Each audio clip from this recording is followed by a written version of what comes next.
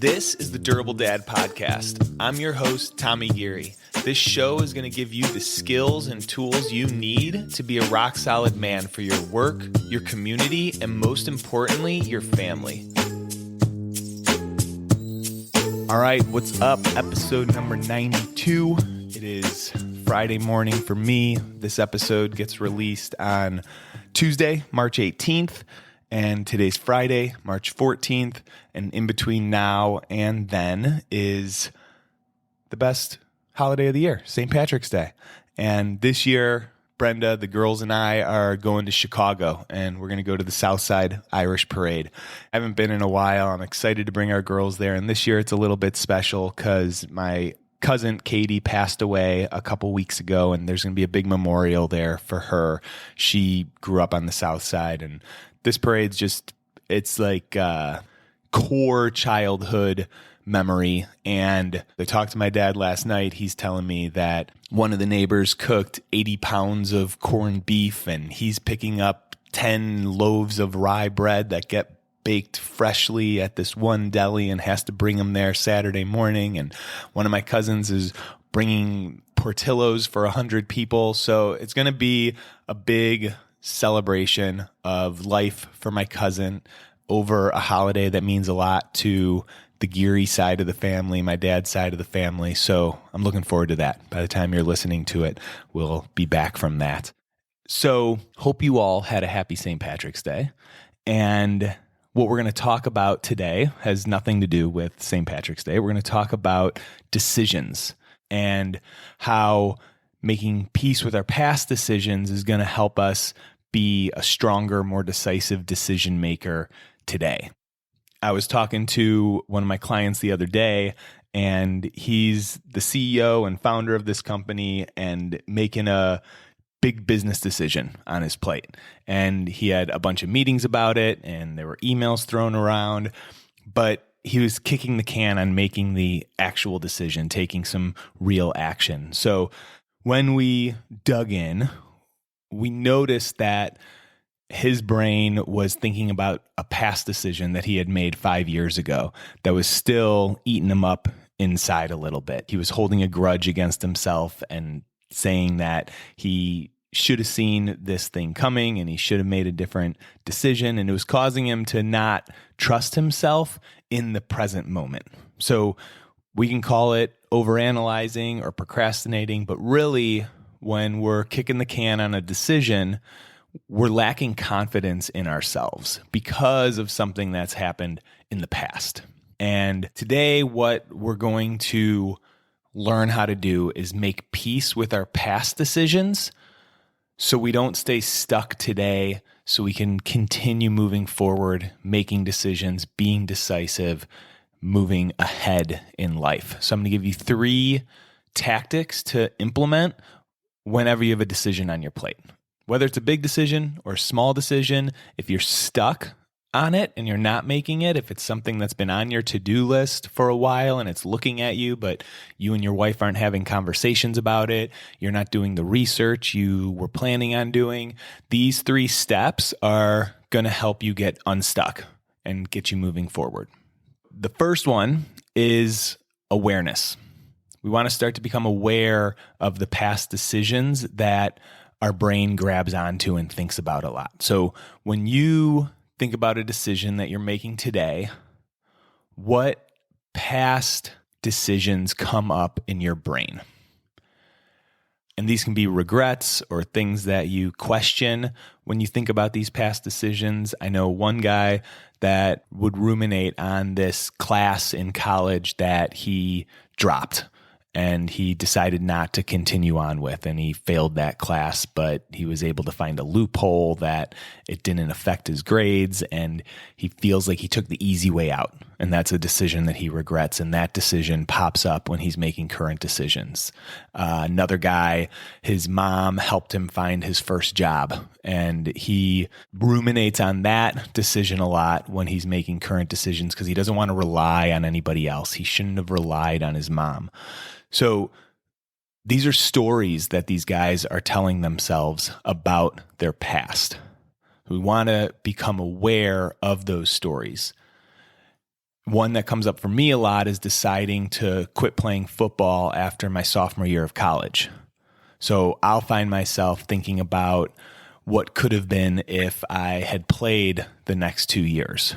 My career was going well in college football. I was looking to probably be the starting running back the next year, but I decided to quit because as a 20-year-old, there were certain circumstances happening that I wasn't jazzed up about being on the team anymore.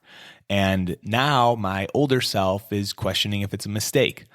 What opportunities would have opened up if I kept playing? Like, would I have had more professional contacts? Would it have looked better on my resume? My cousin played 4 years in college. He's a year younger than me. And then he went and played professionally in Europe. And I compare myself to him. Like, that would have been pretty freaking cool.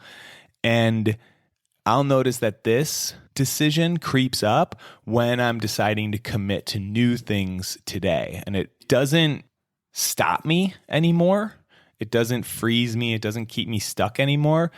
But one decision back in my past where it was keeping me stuck, ruminating on this past decision about football in college, was keeping me indecisive, questioning my decision to become a yoga and meditation instructor.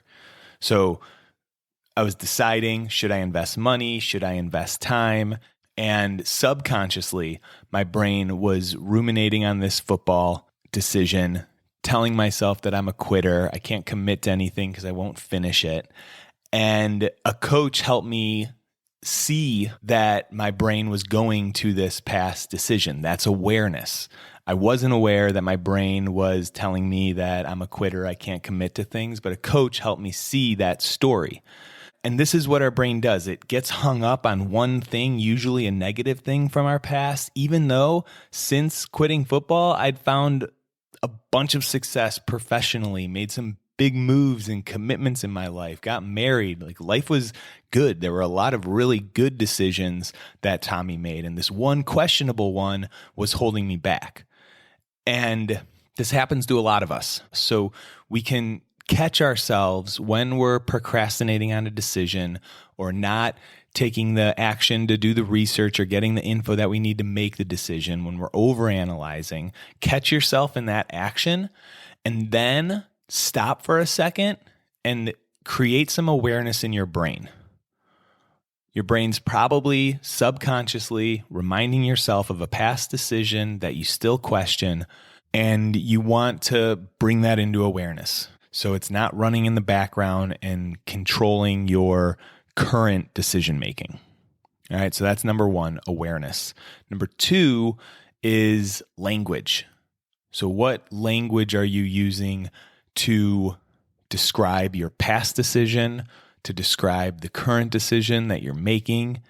I talked about language a little bit in the last podcast, and I'm saying it again because it's a really simple thing to start identifying and start changing.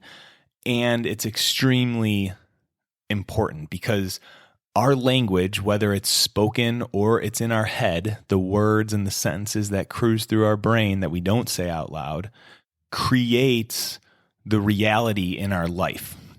I think about that Henry Ford quote that goes something along the lines of, whether you think you can or you can't, you're right. If you think you can do something, you'll start creating a reality where that thing is possible.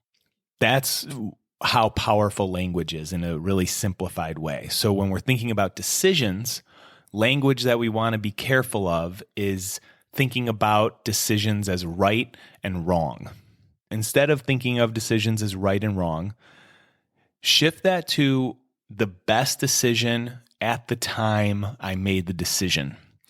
Or I'm going to make the best decision with the information I have right now. The language that we're using is really important. Instead of thinking of a past decision as wrong or messed up, switch it. The best decision I could have made at the time of life that I was in with the current circumstances, right? It's about lightening the load on yourself a little bit. And another thing to think about here with language is, how are you defining the decision that's in front of you? The guy that I mentioned at the beginning of the call that was trying to make this business decision, when we first dove into it, he was using words like, this is a huge decision. This is a complicated decision. There are big implications for whatever I decide here. While this is true, we have big decisions to make. There are consequences on the other end. Adding these adjectives like huge, complicated, big creates some unnecessary pressure. We already have a lot of pressure with the decisions that we have to make. If we drop these loaded words, there's a little bit less pressure. We can think a little bit more clearly. So I don't want to discount that we have big decisions to make, but you want to check in with that language. When you call something a big decision, really important decision, do you feel more pressure in your shoulders? Does your heart race a little bit? If you just call it, I have a decision to make, does that settle your nerves a little bit? It's subtle and it does make a difference. Like when I pointed it out with this client, it just got him thinking more creatively.